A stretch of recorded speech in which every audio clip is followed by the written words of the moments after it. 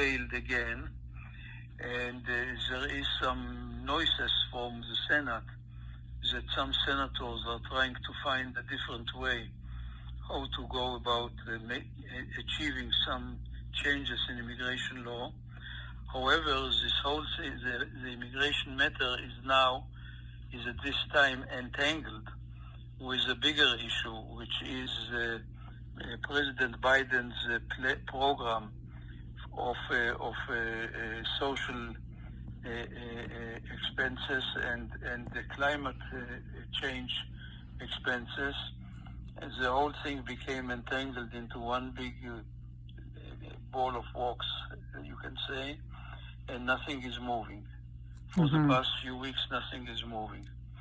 What is strange is that the government, the immigration service, and the Biden administration are really not making any efforts to improve the service of immigration in areas where they are able to do things without passing any laws in Congress.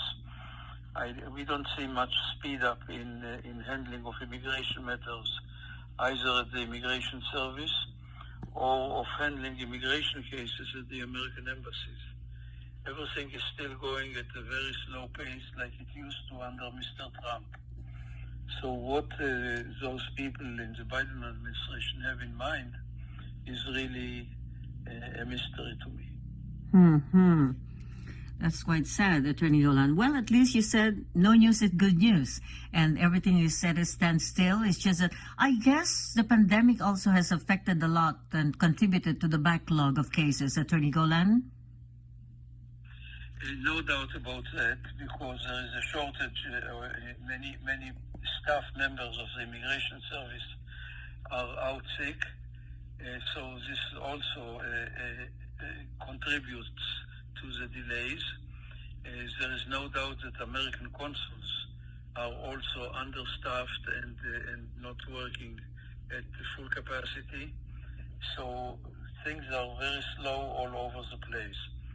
We were just, there was just recently, a few days ago, a publication about how many ambassadors have not been appointed yet in American embassies all over the world. Which reflects maybe also on the lack of appointments and staffing shortages at the consulates, which are under the ambassadors. So things are very slow. Now, we've been receiving a lot of different questions, but we will lump them in so many different general topics for today. And first and foremost, a lot of those that have received the Daca approval are asking the question, can they still renew their Daca cards? Yes, they can and they should. They should apply for renewals. However, it seems that the Daca system is also frozen. Which means the government is taking in the application, is accepting the applications, but not processing them. So the applications are pending with the immigration service.